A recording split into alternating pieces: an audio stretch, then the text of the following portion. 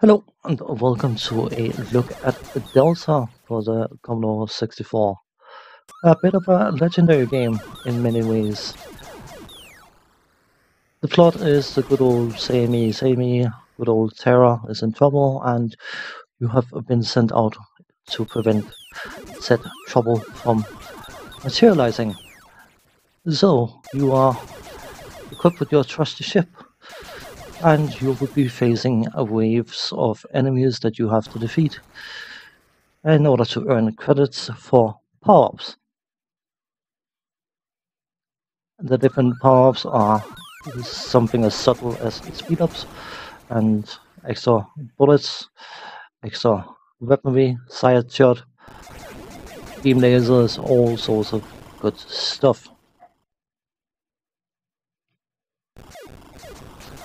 As you play and face the different waves, you will, once you clear a full wave, earn a credit, and then the power-up icons will appear after the set number, or after a set number of waves, I should say, and those credits you have earned for that set of enemies can only be used for the next power-up selection buying screen thing. So any credits you are not spending will be lost between sets, which can feel a bit punishing. If we quickly go over the interface, top left, the player, you can play one or two player, but not at the same time. You alternate if you play two-player game, a two-player game, I think it's called. Bottom left, the different icons. Furthest to the left is your credits earned, and as you can quite clearly see, once I pick something up, that number will disappear. To the right of that is your speed. Further to the right of that is your bullets, and then you have side shots. Looks like a fish, but apparently it's a beam weapon or beam laser. And then you get shields and all sorts of other goodies. There are various different stages of the power-ups that you can pick up, but something like the speed is actually a cycle. So if you pick up a certain amount of speed up power-ups, you will completely cripple yourself moving like, yeah, trying to run through mud wearing iron boots.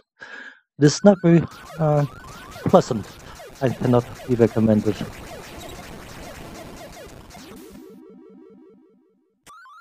Let's just go over how graphics and sound and controls for that matter. From a graphical point of view, this game, it makes heavy use of the color gray, but in many ways I think this is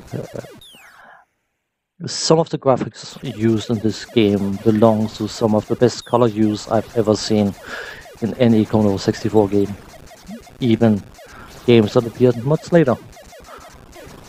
Many of the enemies' designs are somewhat generic, and then you get some absolutely amazing looking enemies. Part of graphic, of course, is animation and scrolling and all that stuff, and in that regard, Delta does not disappoint. Everything runs super smooth, and yeah, it is a marvel to behold, definitely, in that regard. The sound design is appropriately epic. The music and sound done by Rob Hubbard is, I mean, you may or may not like the different compositions, but the sound effects, the quality and clarity of the sound effects is some of the best I've ever heard on any Commodore 64 game before or since. An awful lot of effort was put into making the sound as good as it could be. You may not like all the sound effects, but those there are definitely virtually static free.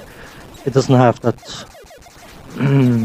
specific set sound that can have. It's got a lot of clarity to it.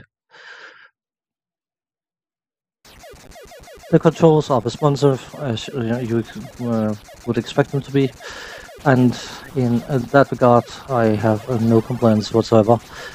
Without speed ups, your craft will feel extremely sluggish, but that just encourages you to get some speed up, so I suppose no harm in that. But the gameplay. Well, it is a shooter, but it is not a shooter as you would expect. You've probably gathered by now that defeating the different waves will give you credits, as I mentioned, and then you get access to power-ups. Someone decided that it would be smart and fun and interesting if the power-ups were obstacles. Those are not just icons, those are hard objects. If you have not unlocked a set amount of credits in order to pick up something, it is a wall you are flying into. Which is an encouragement to play well, but it's also extremely punishing if you don't. Many years ago, I used to be a lot better at this game than I am now. I could probably reach the same level if I took the time, but there will be at one point or another in the game where the power-up icons will come at you as a straight wall. If you don't necessarily know the order those appear in, and if you only have limited credits, you have precious little time to actually get the one power-up that will keep you safe.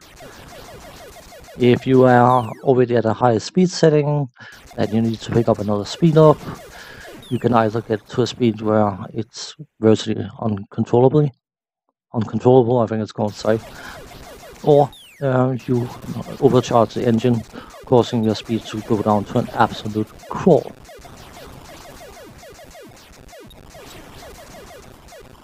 The different waves are extremely predictable. Every single game is virtually static. The only thing that changes from wave to wave is the amount of shots fired at you and the speed of the set shots. Everything else is completely set in stone. You can play 50 games on the road doing exactly the same thing, and your score will be no different at any point. There's not much deviation in that regard. Whether that's a plus or minus is up to the individual. After a while, I do find it rather grating, to be honest. But it is nice that you can have an idea of what's happening at any given point. It's something that is vital for progression in something like a shoot 'em up, of course.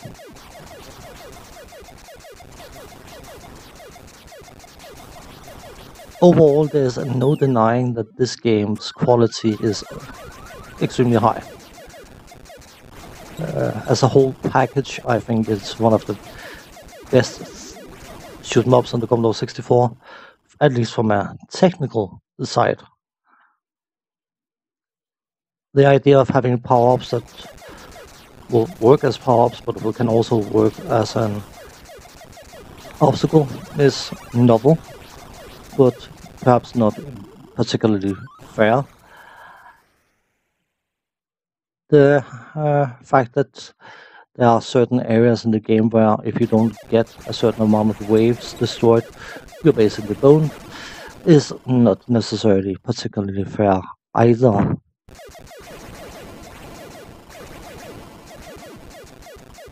This is one of the games that I have this kind of love-hate relationship to.